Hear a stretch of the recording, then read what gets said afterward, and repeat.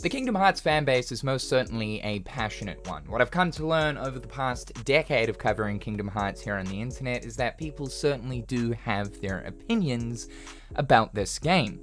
There's a ton of KH content out there, a lot of different games and installments, and a lot of narrative to cover, with a lot of different implemented gameplay systems, a ton of characters. So naturally, people are going to have a thing or 62 to say about these aspects of the franchise. The other day, I decided to ask the Kingdom Hearts community over on Twitter, what is their hot Kingdom Hearts take?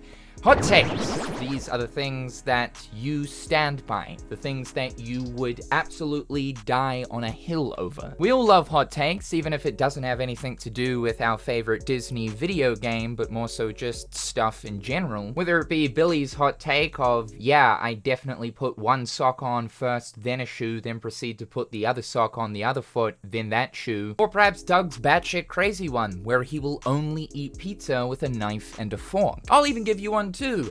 Tomatoes do not belong in burgers. I will stand by this and die by this. Whatever it might be, hot takes are always incredibly interesting. So let's take a look at a few today from the Kingdom Hearts community towards Kingdom Hearts. Peter's saying, bring back Final Fantasy characters. So yeah, this is a massive discussion topic within the Kingdom Hearts community as of right now. People saying, Kingdom Hearts simply doesn't need Final Fantasy characters. It has enough OCs to stand on its own without the inclusion of Final Fantasy cameos. Now, my opinion towards this is, yeah, I don't think Kingdom Hearts necessarily needs Final Fantasy characters. We've had games like Birth by Sleep that only had Zack, but that's about it. Dream Drop Distance having Twiwi characters, and of course, Kingdom Hearts 3 pretty much having no character inclusions from Final Fantasy whatsoever, unless we of course consider the DLC. Personally, I think those games prove that Kingdom Hearts don't absolutely require Final Fantasy characters to have pretty decent narratives. However though, if we do look at Kingdom Hearts 1 and 2, they are staple point characters, so much so that they are even a part of the actual narrative of the game. Final Fantasy, whether you like it or not, is part of Kingdom Hearts' DNA, stretching further than just character inclusions, but looking at the actual gameplay systems of the game. Uses the same magic naming system, uses the same types of items, a lot of the abilities are taken directly from Final Fantasy. And while sure, I'm not going up in arms over the fact that Final Fantasy characters won't be in a Kingdom Hearts installment, it certainly does feel weird to not have them. From the opening moments of Kingdom Hearts 1, you're instantly greeted to the Final Fantasy X characters. Then, stumbling into Traverse Town, you're greeted by Yuffie, Cid, Leon, and Aerith. Across both Kingdom Hearts 1 and 2, these characters were actually integral to the actual narrative presented in both games. And really, if you look at it, there are Final Fantasy characters in almost every single Kingdom Hearts game, aside from Dream Drop Distance and base Kingdom Hearts 3. Though even looking at Kingdom Hearts 3, there are actually Final Fantasy references. The constellations you come across within the Gummy Ship system are different creatures from Final Fantasy, and even the cacti in the Toy Story world. I certainly believe though that Kingdom Hearts is in a position where it has enough original characters that it can stand on its own 2 feet without the requirement of Final Fantasy characters. Nomura even mentioned that initially the reason for their inclusion was so that there were some familiar elements for Final Fantasy players that were diving into Kingdom Hearts for the first time. But you cannot tell me that some of the peak, most amazing, incredible moments throughout the Kingdom Hearts games actually involve the Final Fantasy characters. The Sephiroth boss fights are iconic secret boss fights across both 1 and 2, and is known as one of the harder fights of the game. This is something I want to return for the future of Kingdom Hearts, absolutely without a doubt. The battle for Hollow Bastion with Sora fighting alongside the Final Fantasy 7 and 8 characters is incredible. Disney characters interacting with Final Fantasy characters, like what? In what universe did we think this was ever going to be possible? But it's a real thing, like Donald Duck pointing out Sephiroth, hello? Or Cloud interacting with Hades from Disney's Hercules. Kingdom Hearts definitely doesn't need Final Fantasy, but I think honestly speaking, it does benefit from having these inclusions. Birth by Sleep and Dream Drop Distance were the 2 times the series peaked in quality. No other Kingdom Hearts game comes close to how good those games are. Woo! Man, that is spicy! Yeah, I know people are gonna have a few things to say about this one. Dream Drop Distance is a game that definitely does get slandered when it comes to the line of Kingdom Hearts games, mainly looking at its combat system and not having a true revenge value system. Combat can feel kind of awful sometimes. DDD's combat system, though, revolves heavily around the, at the time, newly implemented flow motion system. The problem with this, though, is people tend to rely so much on flow motion that they end up just spamming flow motion attacks, definitely that down slam attack. But I will say that DDD is definitely a fun Kingdom Hearts game, with the flow motion included. It was a different way to navigate the worlds, and just using the mechanic in itself for the movement side of things is actually quite enjoyable. I always enjoy going back to Dream Drop Distance. I don't actually hate it as much as I feel like most of the community does. Birth by Sleep is pretty good. I think it's better when looking at the gameplay system compared to that of Dream Drop Distance. Again, the actual base combos do feel a little bit awful, and the in-lag of using commands, again similar to Dream Drop Distance, does feel awful. But it was a Kingdom Hearts game that introduced us to 3 brand new characters that definitely do have mass importance backed behind them. It also laid out a origin story for that of the saga that was going on and unfolding within Kingdom Hearts 1 and 2, and will be vital for the future of the series. Birth by Sleep also has probably one of the saddest stories of any Kingdom Hearts installment, along with Days. I love Birth by Sleep, and I love that it was the Kingdom Hearts game that introduced the command deck system, which I think is an awesome system. I would love to see it return, but I am sorry to say that the series peaked at DDD and Birth by Sleep.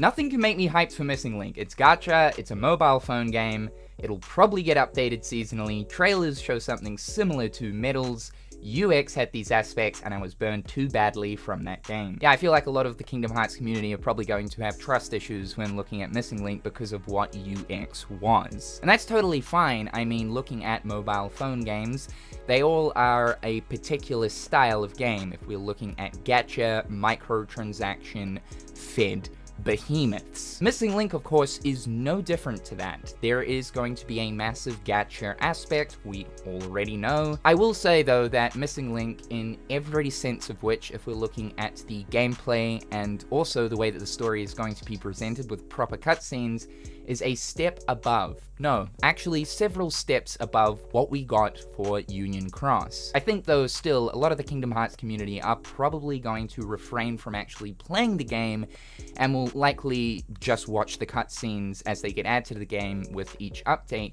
on YouTube, which is totally fine. These kinds of games aren't for everyone. Personally, I don't play them unless it's Kingdom Hearts. What's interesting about this hot take is that I don't actually think it is a hot take. I think that a good portion of the Kingdom Hearts community probably feel the exact same way. Sora's base Kingdom Hearts 4 design will be the worst across the entire franchise. Yeah, so I know a lot of people are sort of rubbed the wrong way with Sora's new design, looking a little bit more sporty in that sense, and of course, more realistic, less Kingdom Heartsy than what we're usually used to. I actually had the same feelings with Sora's Kingdom Hearts 3 outfit. I personally don't really like it, though it has grown on me.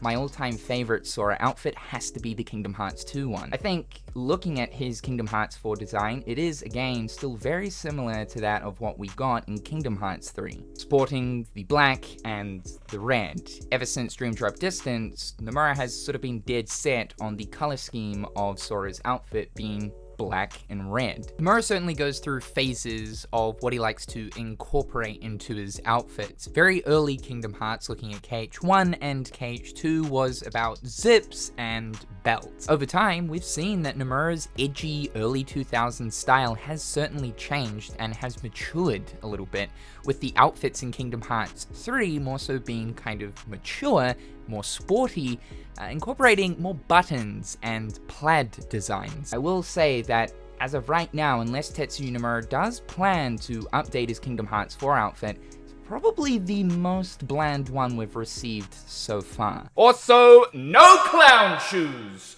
What's going on there, dude? No clown shoes! 358 over 2 days deserved a proper remaster for the story so far bundle. I don't really believe that this is a hot take per se. I think it is something that I guess the entire community probably agrees with. Mura did actually mention during the time that 1.5 was coming out that they were wanting to do a full-scale Days remake remaster.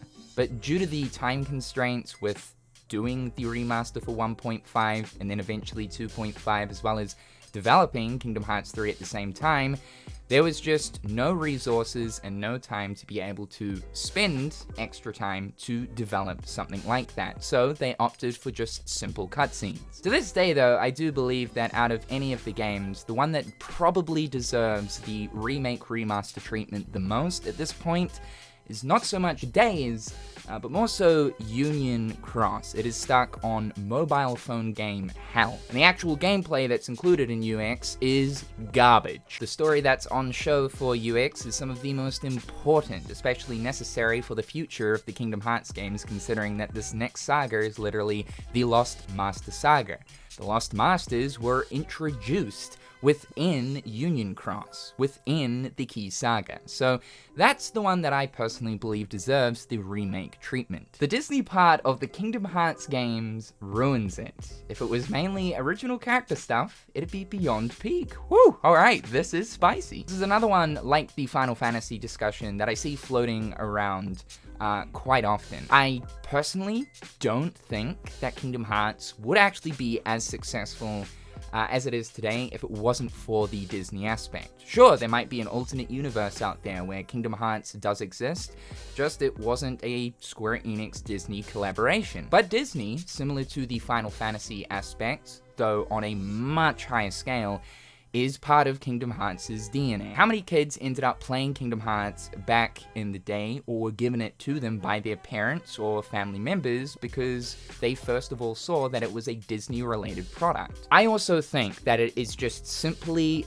badass that you have this like anime-type Final Fantasy Square Enix title infused in with Disney characters that we grew up and loved as children, being involved in scenarios that they otherwise in their normal settings would never be involved with. Seeing Disney characters pulling off some like anime style shit. Prior to Kingdom Hearts, none, and I mean none of the Disney characters were known as total anime badasses. But Kingdom Hearts fueled that and put them into those positions. Thanks to Kingdom Hearts, we literally have raw Mickey Mouse. Without Kingdom Hearts, we wouldn't have seen Donald Duck doing a Zeta flare. Or Mickey Mouse saying, "Gee fellas, did someone mention the door to darkness?" Countless amounts of classic, hilarious scenes thanks to that Disney infusion. I stand by this. Kingdom Hearts would not be Kingdom Hearts without Disney. Chain of Memories on the Game Boy Advance is one of the best games in the series. So yeah, I actually do know of a few people that have specifically the GBA version of Chain of Memories as their favorite Kingdom Hearts game. I think it is actually the Kingdom Hearts game that has the most charm to it, just because I love the whole 32-bit pixel-styled graphics of that era that we saw for GBA games, and seeing Kingdom Hearts presented that way is super neat.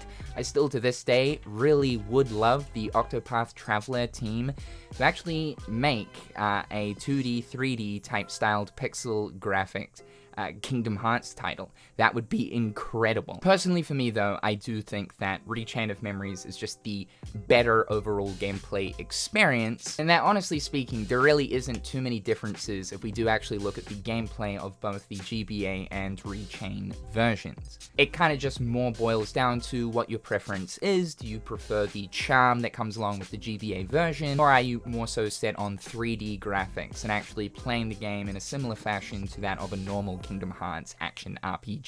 However though, I gotta respect people that actually have the GBA version of Chain of Memories as one of their all-time favorites. Kingdom Hearts 2 opening theme is overrated. Okay, so yeah, this is an interesting one. Are you a simple and clean person or a sanctuary person? For me personally, simple and clean, the Planet B remix, the one that plays during the Kingdom Hearts 1 opening, is the best hands down. I do like Sanctuary. I think Sanctuary is cool, but the boppiness, the boppiness of Simple and Clean is unbeatable. Yuzora was the most anticlimactic secret boss Lingering Will is way better.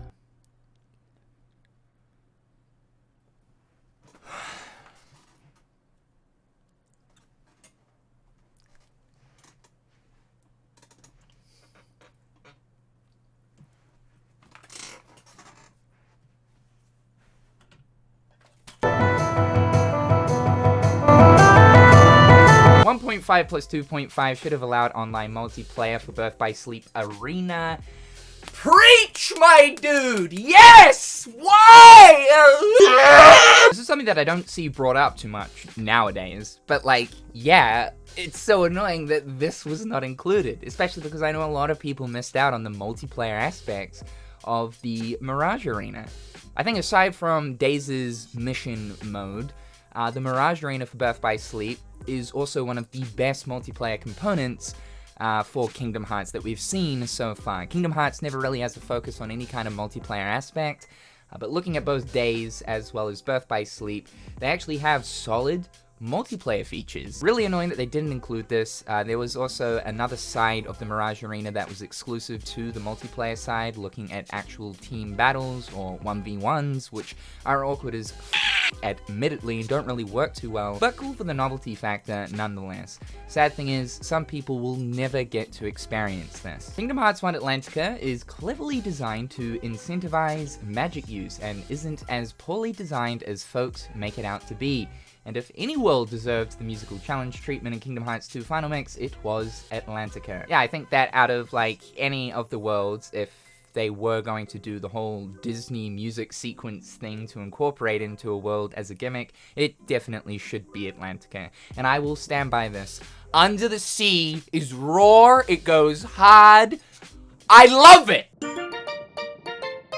Atlantica is interesting though because it is a world that has grown on me over the course of time due to its uniqueness. The first few times you play Kingdom Hearts 1, you will hate Atlantica just because of controlling Sora and navigating that world. It is awkward feeling and a little bit horrible first off. When you actually start to break down Atlantica and exactly what it has to offer, I think it's actually sick. I think that it would be awesome to see it actually return as a proper world, not a minigame gimmick world, because admittedly I don't enjoy that in Kingdom Hearts 2. But it would be a stunning world in a newer modern Kingdom Hearts title. The underwater segments of the Caribbean within Kingdom Hearts 3 actually go hard, controlled pretty well for the most part. I think with a few refinements, an Atlantica world could actually work incredibly well. I know though that most people hate Atlantica. And while yeah, it's not a preferable world for myself personally, I have come to actually enjoy it. And KH Guides is right here. The world definitely does incentivize magic use. So Crayons decided to get Omega Brave here, saying, I'm gonna get shot for this. Roxas is the most overrated character in the game, and he overshadows Xion, an equally, if not sadder character who deserves more love. I love Xion! But if it's between Xion and Roxas, oh hell no! Cure should never be mapped to a shortcut. A potion or an ether is a better shortcut option.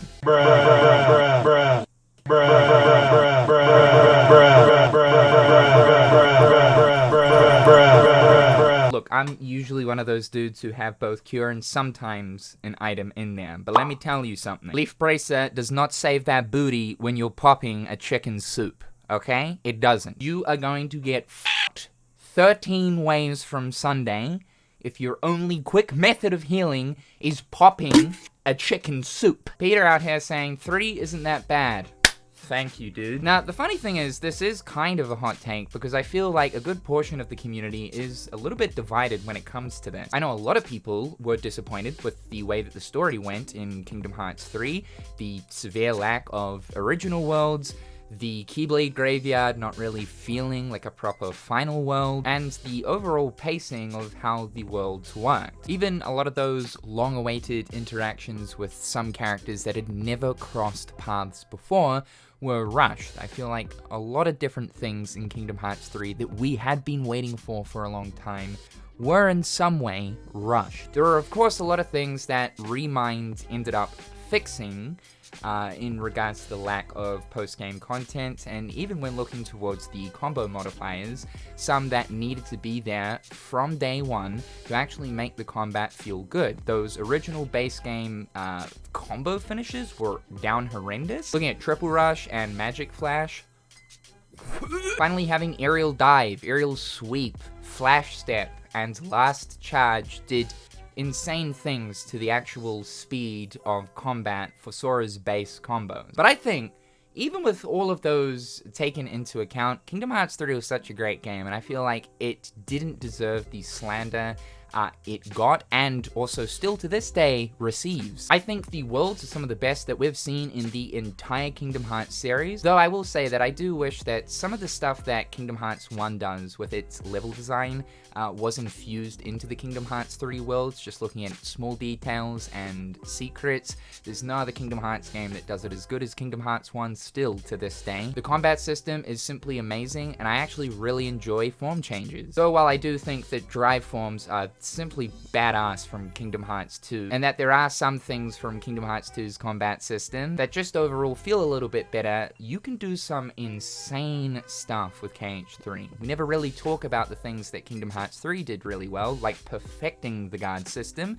though I understand that sometimes the iframes can be a little bit sussy baka. Air Step is simply incredible, and I'm also glad that they didn't completely take the same flow motion system from DDD into KH3. I know when we first found out about that, a lot of us were shitting ourselves. Air Step kind of makes up for that in a way, sort of acts as a small version of that, but isn't anywhere near as powerful, but serves to create some real anime feeling combat moments. I love Air Step. There is a lot of depth when it comes to KH3's combat system, and I think for a lot of people that are specifically nailing the combat system side of KH3, saying it is down horrendous, just haven't properly studied or looked into how deep the actual combat system can go. 358 over 2 days is a great game and was never bad. So this is another discussion topic that sort of floats around a bit. I don't think anyone is arguing over the fact that 358 over 2 days' story was bad, because it's one of the best Kingdom Hearts stories in the entire series. But if we're looking at it from the gameplay side of things, obviously the two Nintendo DS Kingdom Hearts titles do get compared quite often. Now, I am a Recoded enjoyer. The story sucks monkey nuts, okay? It really does. However, though, the gameplay system of Recoded is 185% better than Days. The panel system is kind of cool, but it's not at the same time, not when you look at Recoded. Recoded released a year after Birth by Sleep. BBS obviously introduced the Command Deck system. Recoded took the Command Deck system to use as its primary means of the combat system, and it works in absolute charm. I simply love the stat matrix that's within Recoded. This is like your leveling system, how you unlock certain abilities and additional passive stats for Sora. It gives you this sort of freedom, unlike any other Kingdom Hearts game, to allow yourself to sort of build the way that you want to build Sora in regards to more strength orientated, more magic orientated. What part of the matrix do you want to build into? It's sort of the most freedom we've had in regards to the RPG side of like leveling in a Kingdom Hearts game, which is kind of interesting. And also being able to change the difficulty on the fly. This is, again, something that is not available in any other Kingdom Hearts game. There is also additional benefits to increasing the difficulty. The days in Recoded War, I think, will never end when talking about specifically the combat system. I don't think anyone is arguing over the fact that Recoded's got a better story than Days, but gameplay-wise, Recoded cleans up easy peasy. Recom gameplay is great, and we should get Lethal Frame again in another game. Okay, yeah, a lot of those different unique attacks that both Recoded as well as Recom do offer need to come back for a future Kingdom Hearts game, because I'm saying, just as you're saying, some of those moves are the coolest Sora has ever performed across any Kingdom Hearts game, period. But let's just talk about Recom real quick, because I love Recom. I love Recom, and if you were to ask any Kingdom Hearts fan what their most disliked Kingdom Hearts game is, 8 times out of 10, it's probably going to be Chain of Memories. Now, this is because, obviously, Recom is a card-based action RPG. A lot of people hate the card-based system, having to keep an eye on exactly what number of card your enemy has played, to then have to think about, okay, I gotta draw a higher number, or like a 0 to cancel it out. What do? I know a lot of people hate this. And I actually started off like this too. When I first played Recon back in 2013, yes, I actually didn't experience Recon until 1.5, as it never got to my country. There was never a PAL version of Recon, interesting fact. I started off hating it. It took me a long while before I actually decided, okay, I'm gonna learn the combat system. I'm actually going to spend some time trying to enjoy this, not just trying to play it like a normal Kingdom Hearts game, spamming any card in my deck to just get the feeling of a traditional action RPG hack and slash good time. I do not even like card-based video games either, but Recon is the one exception for me, and probably also Slay the Spire. That game goes hard. The feeling of perfecting your deck, spending the Moogle points to hopefully get the cards that you want, to then set it up in a fashion that certain sections of the deck will activate certain slate abilities, is honestly incredibly satisfying. My most disliked Kingdom Hearts game from a gameplay aspect, not including Union Cross, because it probably would be Union Cross, is actually Days. I, no shit, enjoy Recon's gameplay above that of Days. Riku didn't need to change Keyblades. Thank you! Finally! Someone said it! Someone has said it! Yeah, Way to Dawn versus Braveheart. Way to Dawn every single time. It is one of the rawest looking Keyblades across the entire franchise. Versus Braveheart? It's like a bootleg Fenrir! The Kingdom Hearts community would be easier to talk to / interact with if they weren't so elitist about everything. Yeah, this is interesting. I've definitely stumbled across my own problems with the KH community in some regards. This isn't actually, though, so much of the community. This is more of a content creator based thing. But there is most definitely an elitist side to the community. And I know that for a lot of people, they actually don't like talking about Kingdom Hearts because of the notions, at least I know a good portion of the community have, with being bad or get good with the game type of mentality. It kind of sucks, and it's sort of embarrassing. This is a single player RPG. There's no like competitive multiplayer component to it, so it's just like that side of the community, they're looking down stupid, like almost down goofy, like kind of snaggletooth looking village idiot type nonsense. In my opinion, it's like, chill. If you got that kind of brain, I don't know, dude, go play some like Call of Duty or something. You're gonna find this though in any community, whether it be a community for a multiplayer game or a single player game. There will always be some level of toxicity. I shit you not, I've literally come across quite a few videos of people spending like 10 to 20, I even saw one time that was like 40 minutes of their life spent dedicated to talking about how I am not playing Kingdom Hearts right. What makes me laugh about these types of people that bring down other people because they're not playing to the expected skill level that they themselves play at, is that in some capacity, the game must be a decent portion of their entire existence, enough to actually bring them to start hate speeching over somebody else's skill set. It's especially more embarrassing, though not really any different, when it's towards a single player orientated game.